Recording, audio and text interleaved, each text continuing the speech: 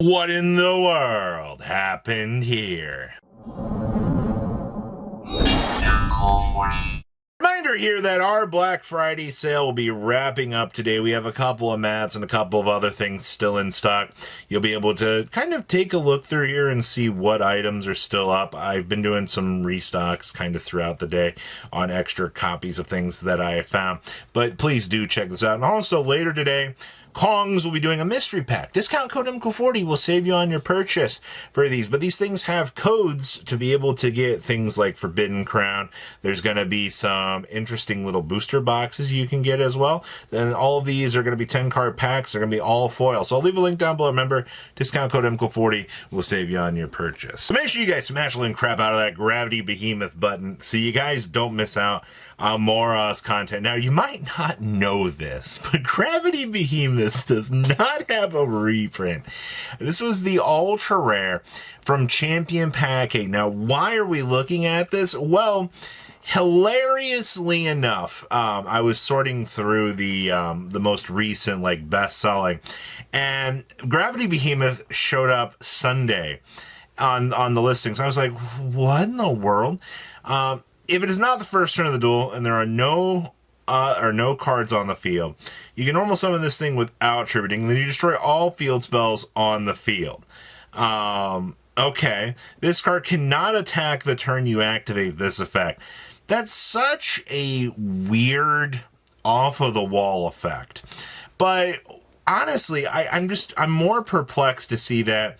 You know, you can get a mod play on today's market for like 26s. 30's like your next highest price. But over the last 2 weeks, this card has actually been getting destroyed off of the market. Somebody came through here, took a look at all the $12 copies and said, no, these are mine now, and consumed them, which has actually just awkwardly enough put a card like Gravity Behemoth on this. It's also a level 6, so maybe there is some synergy with that, but I think it's just because people saw cheap rare card, and they've jumped at the opportunity to pick these up. And I believe that's a pretty normal situation that we tend to see around these oddball cards like Gravity Behemoth. I guarantee you there are going to be people that up until this video have never even read this card, and they're going to go, huh, that's an interesting one. I guess I never would have thought about that.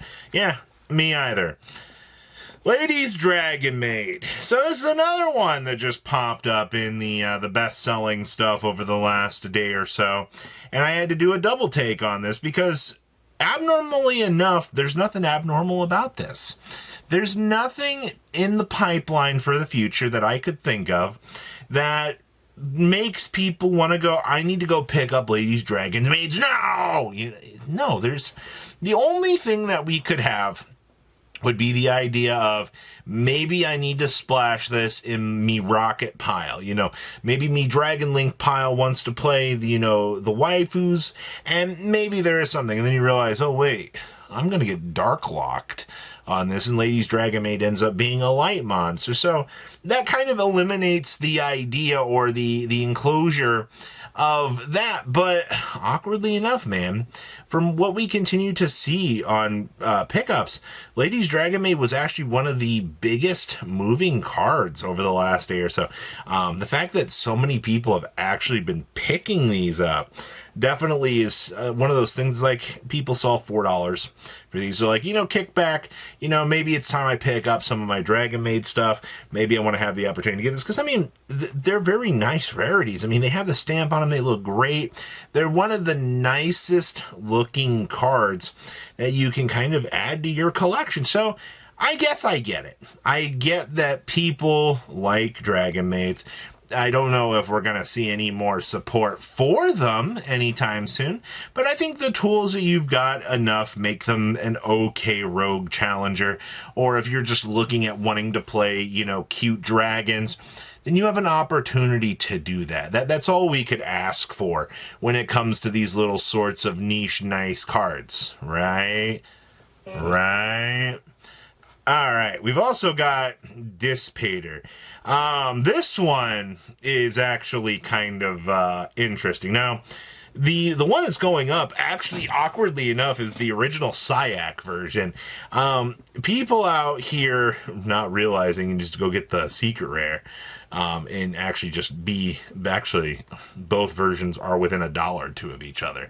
So that's even worse to think about, that both of the Dis Paters have now synced up in terms of market pricing. Now, the amount of these that have been rotating through the market, I mean, not as many as Lady's Dragonmaid has been flipping through the market, but you've got to remember, Dis Pater's another card that we can actually bring out off of the Crimson Dragon.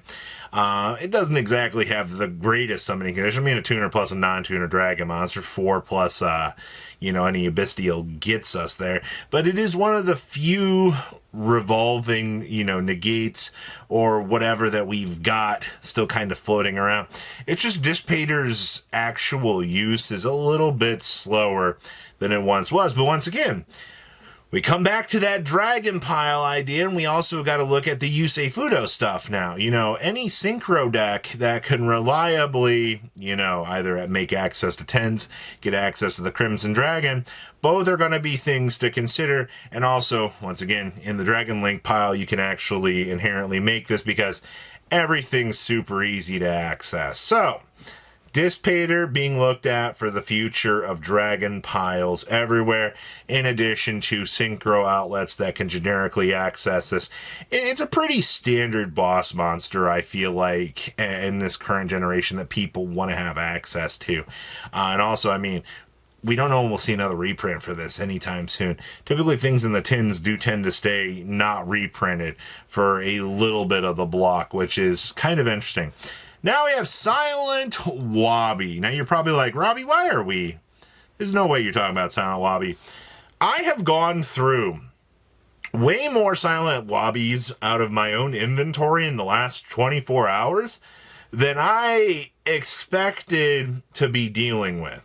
During the main phase, we can social summon this card from your hand to your opponent's side of the field. When summoned this way, the controller draws 1, and also the controller's opponent gains 2,000 life points. Now, obviously, you can only use the effect Silent Wobby once per turn, and the controller's hand size becomes 3. I mean, you basically are doing this to limit your opponent's hand, but I had to come over because I was like, when we started to sell a couple playsets of Silent Wobby over the last couple days, I had to go, what's going on with this? So it appears that, to not my own surprise, but people that have cheap copies of Silent Wobby on the market in 3s just doesn't exist for cheap pricing.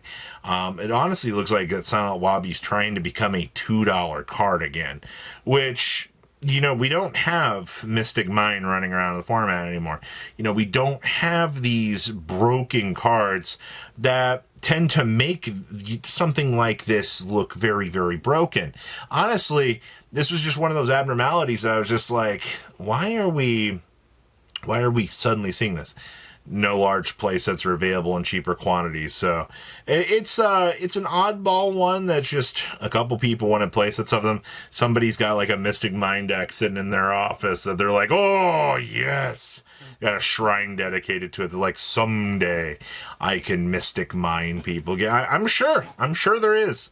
I'm sure someday you will get to abuse the craziness and the unfun that this format provided, but not today, Batman. Not today.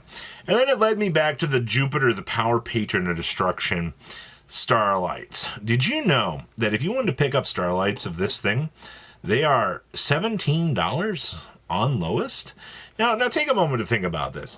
Doom Z is literally 1 to 2 cards away from being one of the coolest and yet probably off of the wall ideas that you can throw at a wall and you can actually get to quite honestly stick. And I'm a little bit intrigued with that. There's concepts and things to think about with actually wanting to pick up the Doom Z cards in higher rarity at this stage. I mean, they're not always going to be good, easy pickups, but this is one of those things that I'm a little bit impressed with, honestly. I'm I don't know, man. It seems interesting that these cards are as low as they actually are and people aren't really, turning heads at this. I honestly hope that someday Doomsday does break that mold and does become probably one of the most powerful options within the meta. I don't know. We'll have to wait and see. Konami's been doing some interesting things with the Archmage archetypes within that lore.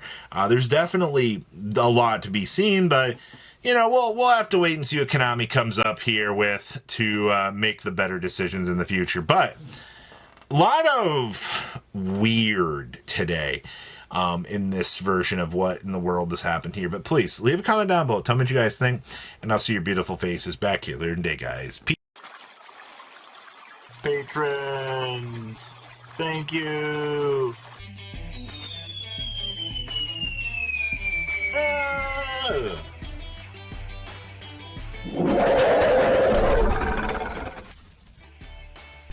Thank you so much for watching. Check out these other videos.